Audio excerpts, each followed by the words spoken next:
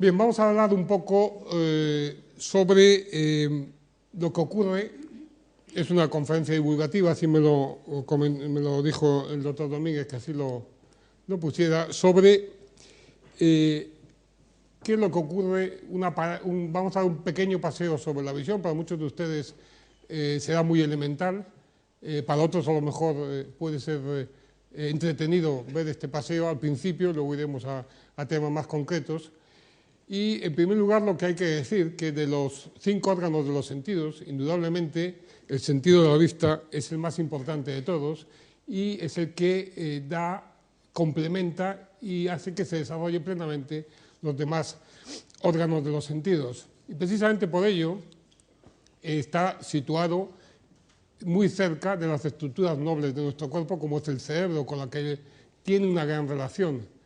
Y además el creador lo ha puesto en la parte más importante, en la parte más alta de nuestro cuerpo, precisamente para actuar como dominador y vigía de todo lo que ocurre alrededor y así poder ver todo lo que está ocurriendo y dar información al resto de las estructuras corporales.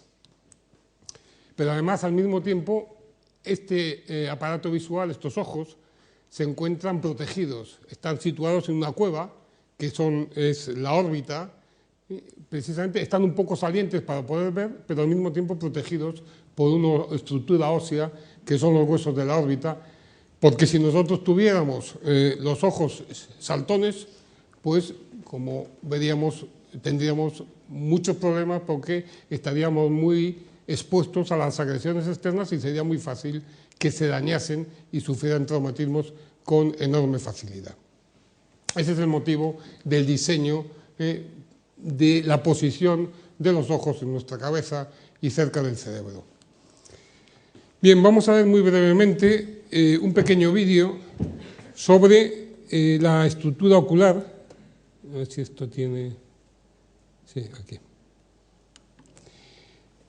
Es un vídeo de cómo parpadeamos evidentemente y vamos a ir viendo las diferentes situaciones, las diferentes estructuras que tenemos en el ojo, para muchos de ustedes conocida. En primer lugar tenemos la conjuntiva, ahí situada, que es una membrana transparente, no tiene color, lo que le da color es la esclera que está detrás, luego lo vemos, y este globo ocular tiene una serie de músculos, son cuerdas, que lo que hacen, tirando de los diferentes músculos y de las diferentes cuerdas que están unidas a nuestro ojo, es lo que nos permite que los ojos se muevan en las distintas posiciones de la mirada y además, gracias a su unión con el cerebro y con los nervios cerebrales, se muevan al mismo tiempo hacia la derecha o la izquierda y no se muevan de una forma discordante, un ojo mire para un lado y otro ojo mire para el otro, que no veríamos bien, evidentemente.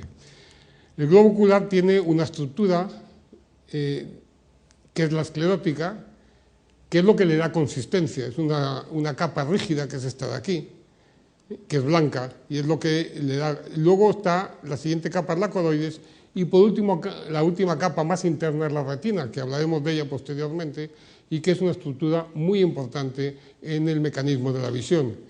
En la parte anterior, aparte de la córnea que veíamos antes, tenemos el cristalino y es el iris. El color del ojo lo da el iris. Delante del iris está la córnea. Y en el centro de este iris, la pupila, que es un orificio. La pupila no es nada, simplemente que el iris es esa membrana de color, que puede ser más oscura, más pimentada o puede ser más clara, dependiendo del color que tengamos cada uno, tiene un orificio central que es la pupila, por donde va a atravesar la luz y va a entrar en el interior del ojo, que es lo que estamos haciendo ahora, viajando hacia el interior del ojo. Pasamos unas pequeñas estructuras que, como se pueden ver, son discretamente gelatinosas, que es el vitrio, luego lo veremos otra vez, y llegamos a la parte posterior del ojo. Si lo vemos de dentro a fuera, si nos metemos dentro del ojo, esto es lo que veríamos, el cristalino que está ahí situada y la luz que está ahí delante. Y cuando volvemos a la parte posterior, vemos dos zonas que a muchos a ustedes les sonarán y que volvemos a hablar de ella. La zona central, que es la mácula, la zona de máxima visión, y otra zona que se llama papila o nervio óptico, que es la entrada del nervio óptico en el ojo. Si vamos otra vez a la parte anterior, vista desde dentro del ojo, y nos salimos a través del ojo, vamos a ver la imagen, lo que todos nosotros estamos viendo. Estas son las estructuras oculares del ojo y esto es lo que nos permite tener una imagen nítida de las diferentes situaciones y de las diferentes imágenes que hay en el ojo. Vamos a pasar esta diapositiva, a ver si pasa. Bien, ustedes pensarán, bueno, pues el globo ocular no tiene más que este tamaño, tiene un tamaño de 2,4 centímetros, es decir, 24 milímetros es lo que mide desde delante, desde la córnea, hasta la parte más posterior, el nervio óptico o la mácula donde se encuentra la retina. Fíjense, les he puesto un ejemplo de lo que es un marcador de un libro de letras y pueden ver que este es el tamaño que tiene un globo ocular en realidad, tan pequeño como eso. Y con ese tamaño tan pequeño nosotros podemos hacer muchas cosas.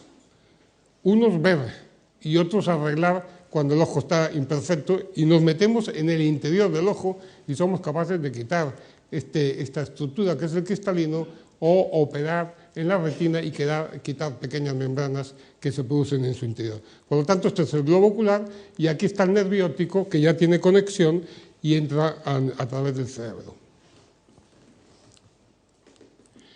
Bien, siempre se ha equiparado y se ha de alguna forma visto, comparado lo que es el globo ocular, lo que es el acto de la visión con una cámara fotográfica. Y es verdad que es así, además.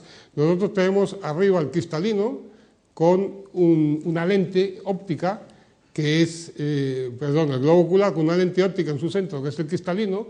Cuando este cristalino se pone opaco se llama catarata, y cuando nosotros, ahora este tipo de cámaras ya no existen, pero en cualquier caso, como eran las cámaras anteriormente, teníamos una lente condensadora para poder llevar la imagen a estimular a la película fotográfica, y lo mismo ocurre en el globo ocular.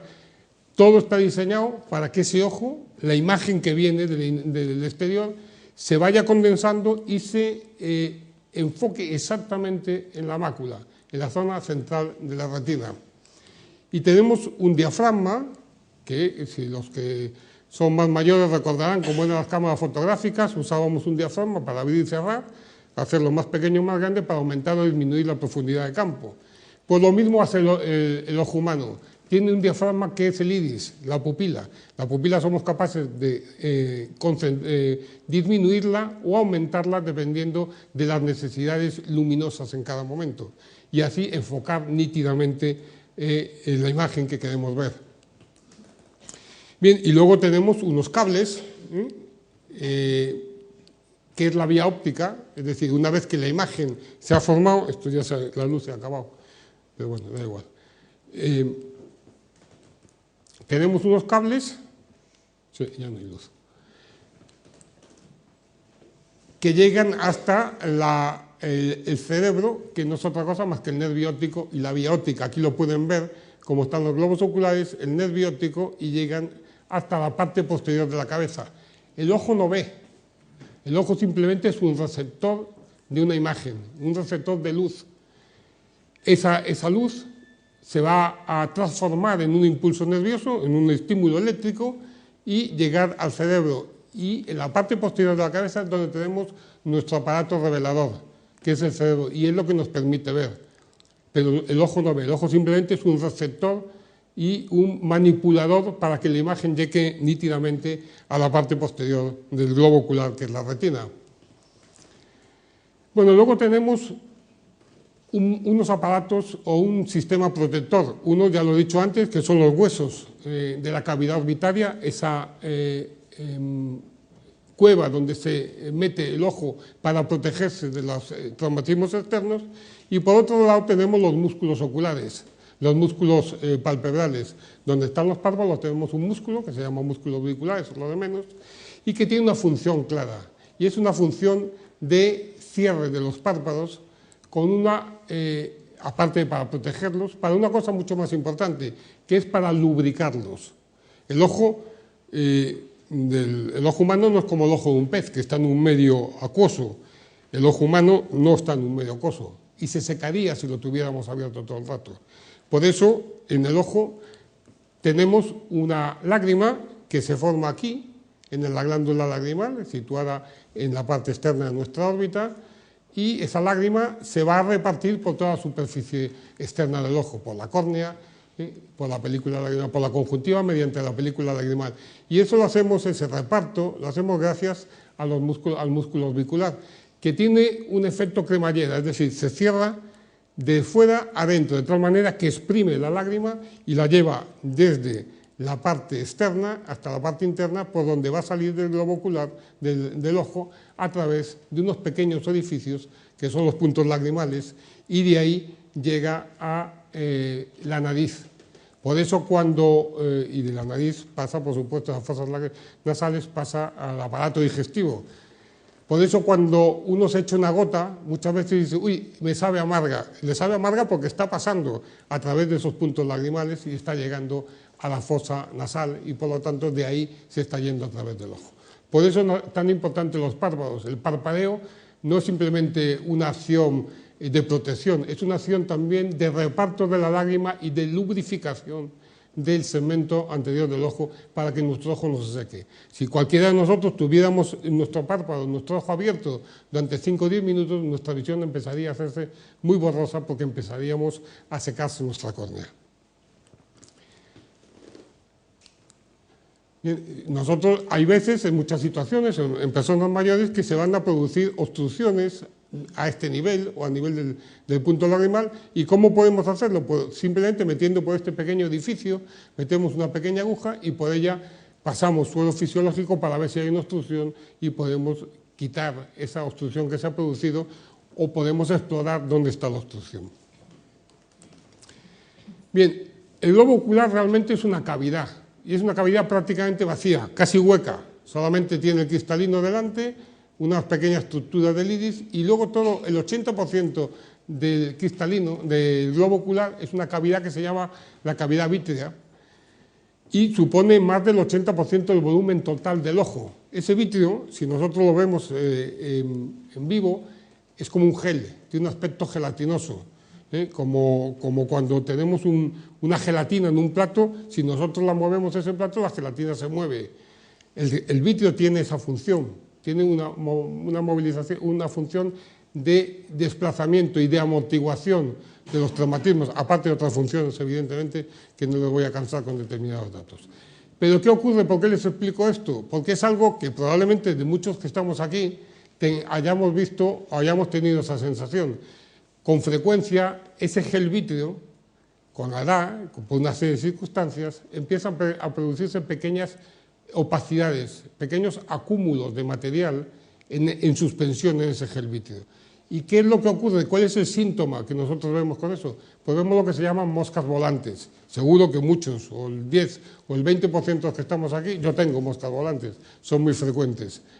Son pequeños puntos que cuando miramos suben para arriba y luego caen lentamente como si estuvieran flotando, porque realmente están flotando en un gel que es el vítreo, y se encuentran en su interior. Y cuando miramos a determinados elementos, sobre todo cuando miramos en una superficie blanca, lo vamos más de día que de noche, podemos ver esas moscas, esos pequeños puntos negros, que pueden ser moscas, cometas, mariposas, lo que ustedes quieran. Hay 50.000 formas distintas que se producen de opacificaciones del vítreo.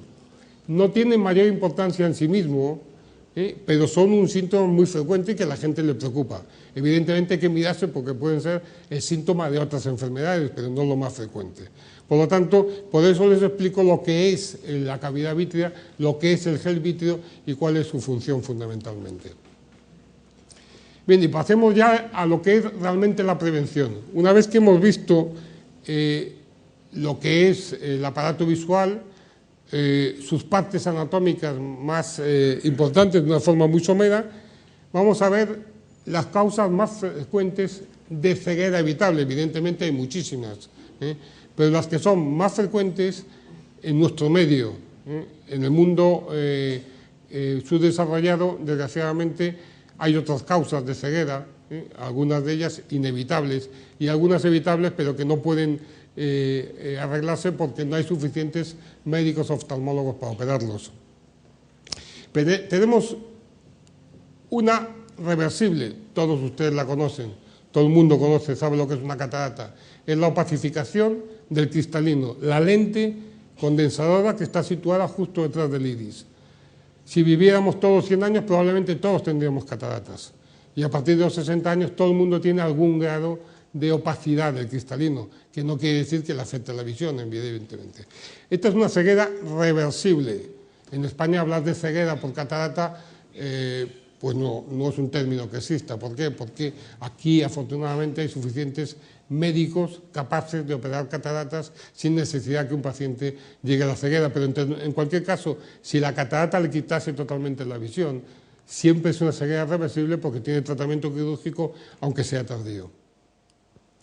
La otra causa ya muy frecuente, el 2%, más del 2% de la población, es el glaucoma, que es una ceguera evitable, pero es una ceguera evitable si la diagnosticamos a tiempo y la tratamos a tiempo. Es lo que muchas veces se ha denominado como ceguera silenciosa, porque no da dolor, porque no da síntomas. Los síntomas aparecen tardíamente. Aquí tenemos un ejemplo de lo que es una catarata, con esa, ahí arriba, con esa opacificación de la pupila aparece blanca cuando debería aparecer de un color rojizo, y después de operarse con una lente intraocular vemos otra vez cómo ha sido sustituida por esa lente de ahí, es que esto se ha quedado sin... Esa lente que se pone, a fin de cuentas el cristalino no es más que una lente. Cuando quitamos esa lente porque se ha puesto opaca, la sustituimos por otra lente artificial. Y es lo que podemos ver aquí. Bien, y la otra situación, como antes les comentaba, es el glaucoma. Es lo que se llama la ceguera silenciosa. Es un aumento de la tensión ocular por encima de los límites normales, mantenido de una forma crónica durante el tiempo. Más o menos, es un poco más complejo de lo que les estoy explicando. ¿Y qué es lo que produce esa tensión ocular elevada? Que no tiene nada que ver con la tensión del cuerpo, con la hipertensión arterial. Son dos fenómenos totalmente independientes, que son, una persona puede tener hipertensión arterial y glaucoma, o tener una de las dos cosas, pero no tiene por qué tener las dos al mismo tiempo. Ese aumento mantenido crónico de tensión ocular por encima de los límites normales durante un cierto tiempo va produciendo un daño del nervio óptico y el nervio óptico se va atrofiando. Pero es una ceguera evitable sin ninguna duda. Es evitable si hacemos un diagnóstico precoz. Y para ello, a partir de los 45 años, todo el mundo debe tomarse tensión ocular para estar seguro que no hay tensión por encima de los niveles normales, por encima o en límites ya patológicos de enfermedad, en donde tendríamos que hacer otras pruebas para confirmar o descartar que esa persona tiene glaucoma. ¿Cómo se trata? Básicamente, fundamentalmente con gotas que disminuyen la tensión ocular.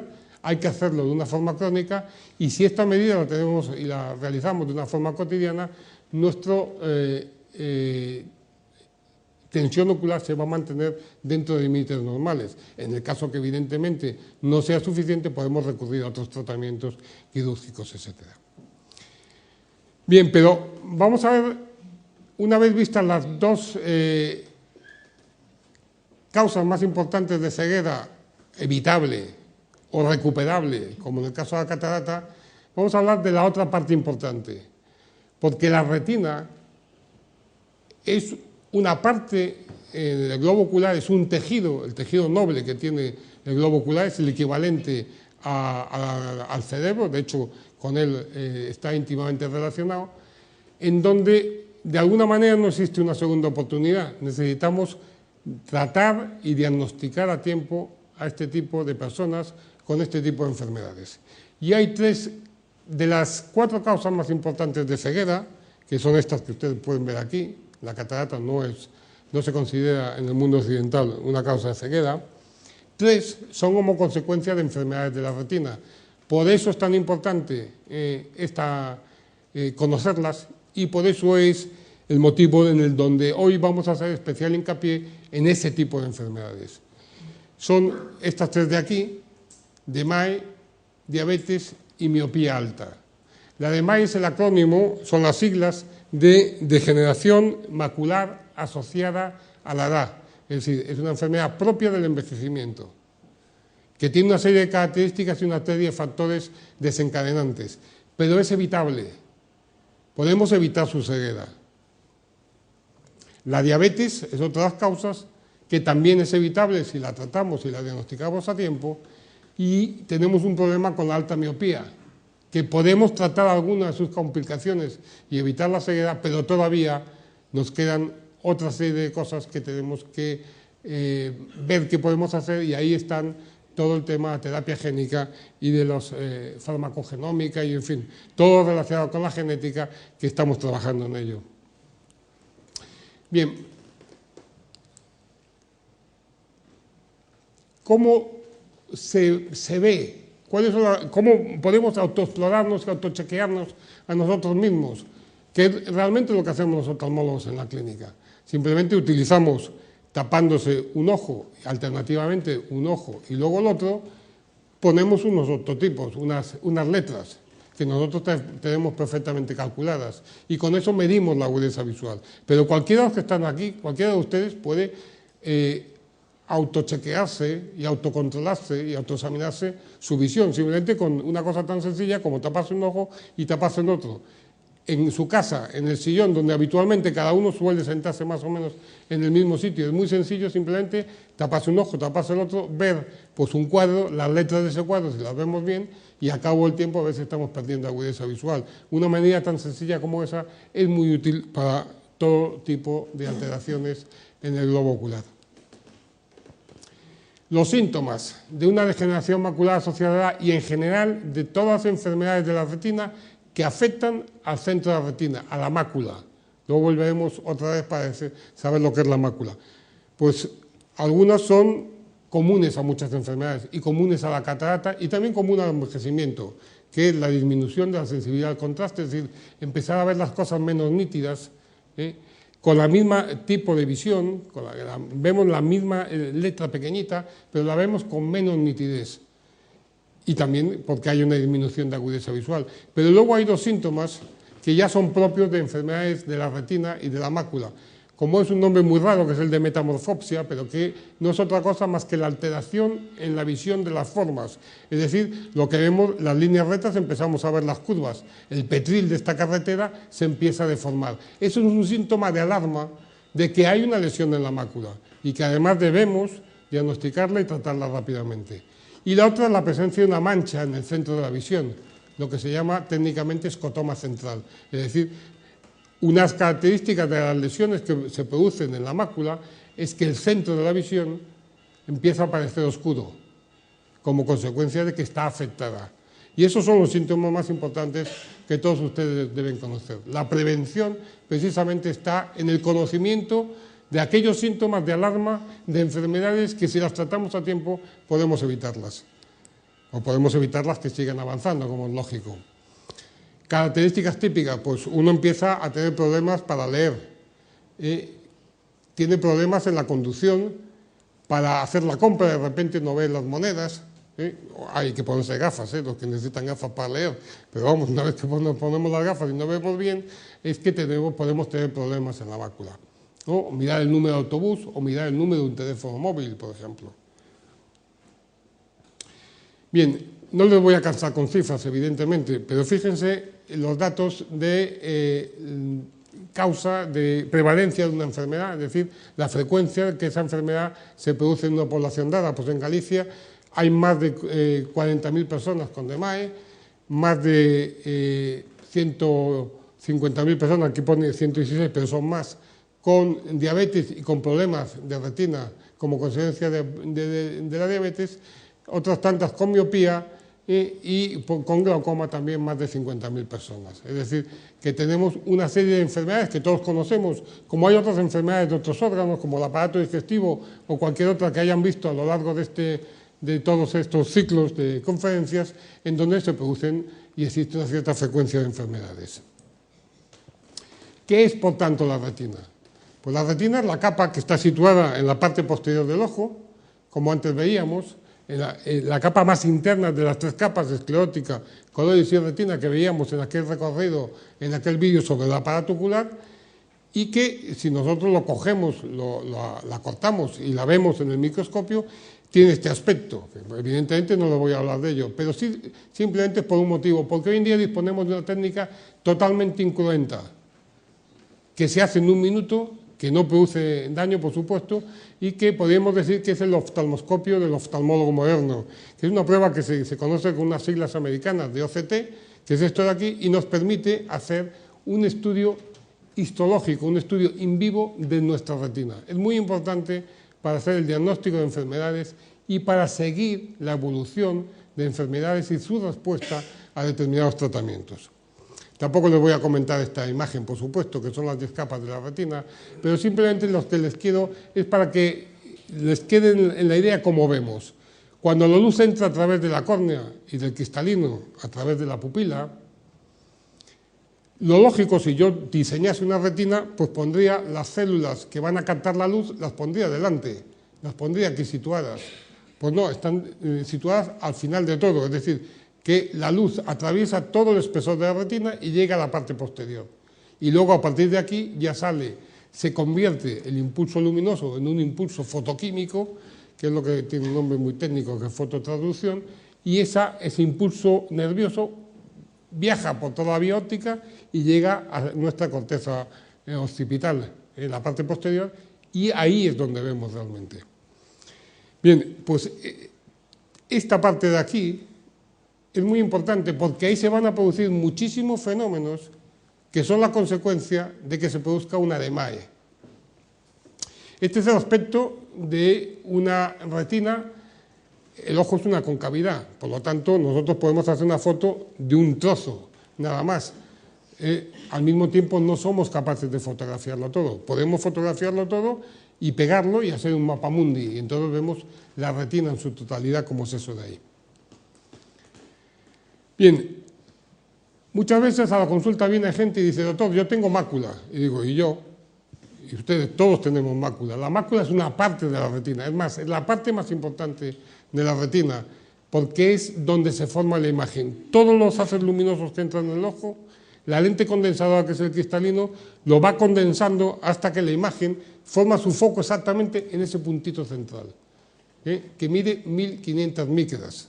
Bueno, el centro justo mide 300 micras, es decir, 0,3 de milímetro, una cosa mínima, pequeñísima.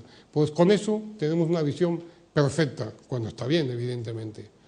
Bien, y aquí hay unos pigmentos maculares, que son dos, tienen unos nombres muy raros, pero que son unos pigmentos de aspecto de tipo carotenoide, son la luteína y la zeaxantina, y que tienen dos funciones fundamentalmente. Una, captar la luz azul y proteger la retina de los rayos ultravioletas. Por eso es tan importante el uso de gafas para filtrar los rayos ultravioletas. ¿Qué pasa? Que esa luz azul es tóxica para la retina. Y los pigmentos maculares, que se van perdiendo con la edad, nos van protegiendo durante años. Si además nosotros le añadimos un filtro solar, pues mejoraremos esa función. Y por otro lado, la otra función que tiene es el cambio, ¿no?, de estos, la parte externa que estaría aquí situada, de los fotorreceptores que le sonarán, los conos y los bastones, probablemente les suene algo eso, pues su parte más externa todos los días se renueva, porque se produce una destrucción de esa parte externa cuando vemos. Es como el camión, como la basura que tenemos que sacar todos los días a la calle. Pasa el camión de la basura y se lleva la basura. ¿Qué pasa? Que cuando el camión no pasa porque hay una huelga o por cualquier otro motivo, la basura se va acumulando. Y cuando no funciona bien, se acumula esa basura en nuestro ojo. Aquí lo pueden ver. Esto es una célula del epitelio pigmentario. Es un poquito, si quieren, bueno, pues la parte de ahí arriba, es amarilla, son el artículo externo eso de los fotorreceptores, de los conos y bastones. Todos los días nuestro organismo los digiere y los convierte en unas partículas mínimas. Cuando esa digestión, esa limpieza es eficaz, no hay ningún problema. Pero cuando es ineficaz se va produciendo, ahí a la derecha lo podrán ver, se va produciendo unas pequeñas partículas que se llaman lipofuscina. Es un nombre muy técnico, muy raro, que son de color amarillento. Pero que también hoy en día la oftalmología es imagen. La exploración son imágenes incruentas habitualmente la que hacemos. Fíjense, esto es un fondo de ojo normal, con una técnica especial. Y aquí vemos en blanco y negro ese punto central que es la mácula, el centro de la visión. de máxima visión. Pero es una persona que este sistema de digestión, de limpieza no funciona bien, se van produciendo estas manchas blancas. Eso no es otra cosa más que el acúmulo de lipofuscina, de un material que es tóxico para la retina y que se produce en muchas enfermedades y que se produce como consecuencia de la edad, y va a dar lugar a la DMAE o otras enfermedades de las que podríamos hablar. Bien, la DMAE, ¿qué pasa? Que afecta al 4% de las personas mayores de 55 años. Hay más de 700.000 personas en España afectadas de DMAE y 40.000 en Galicia. Pero antes de que se produzca la DMAE, la degeneración macular asociada a la edad, que es un acrónimo, es una palabra abreviada, tenemos una serie de factores predisponentes que los conocemos. Los médicos lo sabemos, que existen estos factores. Fíjese, esta es un fondo de ojo normal, la mácula normal. Y esta es una mácula que tiene MAE, sin degeneración, o sea, tiene signos precursores. Es como el que tiene una metaplasia de esófago porque le han hecho una endoscopia y es una lesión precancerígena, no sé si es así, me imagino que sí. Pues esto es exactamente lo mismo. Aquí no es un cáncer, pero es una lesión precursora de que ahí se puede desarrollar una DMAE. Es decir, que hemos comprado más boletos para desarrollar la enfermedad que otras personas que no tienen estos signos en el fondo de ojo. Y eso sí lo sabemos. Hay unos factores de riesgo que es la edad, evidentemente, por eso se llama asociada a la edad. La tensión arterial alta es más frecuente en este tipo de personas. El tabaquismo es muy frecuente y sobre todo una historia familiar. Sabemos que los hijos de personas que han tenido una DMAE tienen mayor probabilidad de tenerla. ¿Qué pasa? Que como una persona ha tenido DMAE con 70 años y su hijo a lo mejor tiene 30, a veces no relacionamos esto porque desgraciadamente a lo mejor sus padres se han muerto, sobre todo anteriormente. Hoy sabemos que es una carga, la carga genética de DMAE es uno de los factores más importantes que hay, que luego se ven modificados por el ambiente, por el tipo de vida saludable o no saludable y por una serie de factores, exposición a la luz, etcétera. Bien, fíjese, esto es la exploración que antes les comentaba con OCT. Lo podemos hacer, es un incremento y dura 1 minuto exactamente. Nosotros hacemos cortes sobre el espesor de la retina y esto es una retina normal, con su depresión. Esta depresión de aquí es la mácula. Bien, cuando hay las lesiones predisponentes que se llaman drusas, que son esos cuerpos que se forman, esas manchitas amarillas, las podemos ver perfectamente la irregularidad que se produce. Es decir, que tenemos técnicas hoy en día para hacer despistaje de población sin ningún problema. Y esa es la mejor prevención que podemos hacer. Fíjense, les voy a mostrar, han visto lo que es un fondo de ojo normal, lo que es unas lesiones predisponentes, que se llaman drusas, y lo que son las dos formas de degeneración, es decir, estadios terminales ya. La forma húmeda y la forma seca. Son dos formas de evolución distintas. Esta tiene tratamiento, y un tratamiento eficaz hoy en día, por lo menos para detener la pérdida visual. Y esta, desgraciadamente, todavía no tiene tratamiento. Estamos trabajando con algunos fármacos, pero todavía no podemos decirle nada en ese aspecto. Fíjese lo que es la historia natural de una enfermedad. ¿Sí? La presencia de drusas al principio, al cabo de un tiempo empiezan a aparecer pequeños cambios, más adelante, fíjense, la gran hemorragia que se produce y al final una cicatriz. Esa evolución, esa historia natural de la enfermedad, la podemos cambiar si la cogemos aquí o aquí, no si la cogemos aquí, en donde la visión ya va a ser, no vamos a poder recuperarla.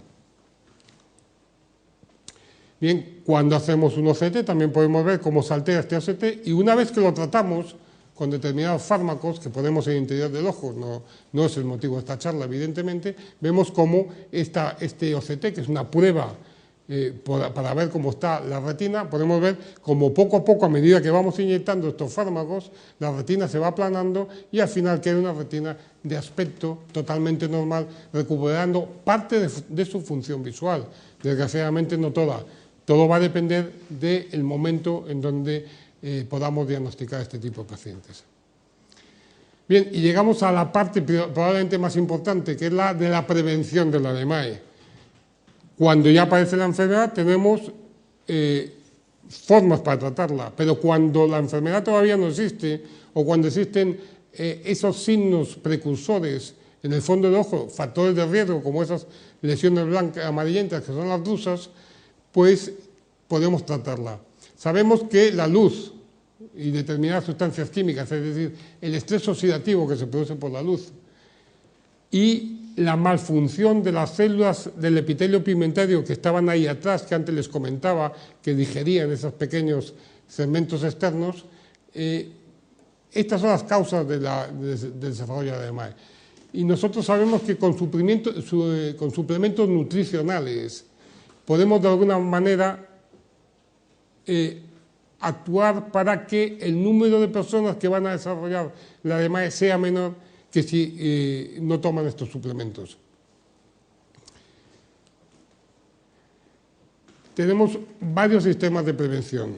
Esto es Prison Break, si alguno lo ha visto, pues recordarán que son las gafas que llevaba, no me acuerdo cómo se llama el actor de Prison Break. Gafas de sol, pero no cualquiera, no sirven las gafas que compramos por la calle. Tienen que tener filtros de protección de radiación solar ultravioleta, que es la dañina para el ojo humano. Y por lo tanto tenemos que, pero no ahora, cuando somos pequeños, a partir de los 15 años deberíamos utilizar, los 20 años, todo el mundo gafas de sol, en la playa, en el campo, en la montaña, porque sabemos que el estrés oxidativo que se produce como consecuencia de la luminosidad va a dañar nuestros ojos al cabo del tiempo. Los ojos están para usarse, es decir, debemos usar los ojos, pero debemos usarlos adecuadamente, como ocurre con otras partes de nuestro organismo. No fumar, evidentemente el tabaco es muy malo para el esófago, para el estómago, para nuestros vasos, etc. Pero también es malo para nuestros vasos retinianos, que forman parte de nuestro cuerpo. El ojo está interrelacionado con el cuerpo, por lo tanto es una parte más de ello. Dentro de la pirámide nutricional, que todos saben, tenemos que utilizar suplementos vitamínicos. No llega simplemente con una buena alimentación, es importante una buena alimentación, pero además debemos suplementarlo porque hay sustancias que no somos capaces de tomar suficientemente con la alimentación. El omega 3 es una de ellas, hoy está de moda para muchas cosas, ¿no? ¿De dónde lo obtenemos? Pues solamente se obtiene de aquí, de determinadas algas marinas. Lo que pasa es que nosotros estamos acostumbrados a tomar omega 3. Tome pescado azul, que es muy bueno, claro que sí, porque el pescado se alimenta de las algas. Y al tomar el pescado, tomamos también omega 3. En el hígado se encuentra situado. Bien, entonces, tanto de la síntesis de las microalgas como del pescado, podemos obtener aceites vegetales que los vamos a etiquetar, los vamos a guardar bien como pastillas, como suplementos nutricionales, o bien mediante alimentos que son ricos en este tipo de sustancias. ¿Cuántas veces han visto una leche rica en vitamina C, en omega, o en vitamina C, o en calcio, precisamente con esos suplementos nutricionales? Las fuentes de omega 3 son estas que hay aquí, los aceites de alga y de pescado y pescados grasos, incluyen las anchoas, bien, todos estos que pueden ver aquí, el salmón, la sardina, la caballa y el atún fundamentalmente. Ciertos órganos como el hígado tienen omega 3 y hay pequeñas cantidades en el pollo y en la yema de huevo. Tenemos una cantidad diaria recomendada que pueden ver ahí, de 1,5, está mal, 1,5 miligramos, que es distinta a los americanos, en donde tienen que utilizar mucho más. Si usted coge las dosis de suplementación americana, es el doble que la española. ¿Por qué? Porque nosotros, gracias a la dieta mediterránea y a la dieta atlántica, nos alimentamos mucho mejor. Y tenemos otra parte importante, que es el zinc. El zinc también es muy importante y debemos tomar suplementos de zinc. ¿Por qué motivo? Porque el zinc prácticamente se encuentra en muy pocos alimentos, en las ostras. Simplemente con que tomásemos ostras todos los días, que me imagino que no nos podemos permitir nadie, aparte que probablemente el doctor Domínguez dirá que no, que son muy malas para el aparato digestivo, la ostra tiene muchísimo zinc. Pero, y las carnes poco cocinadas, las carnes crudas, pero normalmente muchas veces no tomamos este tipo de alimentación, por lo tanto debemos suplementarlo. Y por último están los derivados de la vitamina A, los carotenoides, los dos pigmentos que les comentaba, la luteína y la zeaxantina, que están en frutas y hortalizas de hoja verde, fundamentalmente. Por lo tanto, los antioxidantes en suplementos son muy importantes tomarlos. Bien, y luego tenemos dos enfermedades más que para terminar simplemente le voy a comentar en 2 minutos, que es las consecuencias sobre la retina que tiene la diabetes, la retinopatía diabética, que hay fundamentalmente más de 80.000 personas tienen problemas de retina en Galicia como consecuencia de la diabetes. Y hay 2 formas que se llaman no proliferante porque no proliferan vasos nuevos y que es la forma, vamos a llamarla entre paréntesis, más benigna, pero más benigna si la tratamos, porque si la dejamos evolucionar, fíjense ustedes cómo va evolucionando y se va produciendo una gran cantidad de líquido en la retina que no nos va a dejar ver. Y otra es la forma proliferante, que se caracteriza fundamentalmente por hemorragias que se producen, es la forma más grave y no debemos dejar que llegue a esta situación. La forma proliferante que, si la diagnosticamos a tiempo, la tratamos con láser y evitamos que siga avanzando, o si llega a situaciones muy graves como esta, la tratamos quirúrgicamente y también vamos a evitar que se produzca una ceguera de una persona como consecuencia de esta enfermedad. Por lo tanto, es muy importante el diagnóstico precoz de estos pacientes. El buen control metabólico, es decir, llevar una dieta equilibrada, como todos saben, un control anual. Los antioxidantes son también beneficiosos en este tipo de pacientes porque disminuyen la presión arterial y mejoran el flujo vascular. Y el aceite de oliva parece ser que está recomendado porque es un derivado de aceites vegetales y lo podemos encontrar en aceitunas y aguacate y tiene un beneficio cardiovascular. Evidentemente, el gran problema de la retinopatía diabética es precisamente por el problema vascular que se produce como consecuencia de la diabetes. Si mejoramos el flujo vascular, si mejoramos nuestros vasos, vamos a mejorar, por lo tanto, la alteración sobre la retina. Y por último está la miopía alta, la miopía patológica o miopía magna, que también se llama. También fíjense que hay muchísimas personas en Galicia con esta enfermedad y en España, no es diferente a los demás. Hay algunas complicaciones de la miopía alta o miopía degenerativa que podemos tratar, pero otras desgraciadamente no, como es esta situación. Nosotros tenemos un paciente en donde empieza a producirse alteraciones y fíjense las placas que se forman de atrofia. Esas placas blancas o blancoanacaradas que aparecen ahí no es otra cosa más que la esclera, la capa más externa del ojo, que la estamos viendo por dentro porque ha desaparecido la retina y ha desaparecido la coroide y por lo tanto se ha producido una atrofia. De momento, desgraciadamente, esto de aquí no lo podemos solucionar, no tenemos tratamientos para aquellas miopías que avanzan y crecen de una forma desmesurada a lo largo del tiempo. Estamos tratando mediante estudios genéticos y luego hay también prevenciones con antioxidantes, como antes comentaba, y tratar las complicaciones de aquellas que podemos. Y nada más, esto es todo lo que les quería decir. Muchas gracias.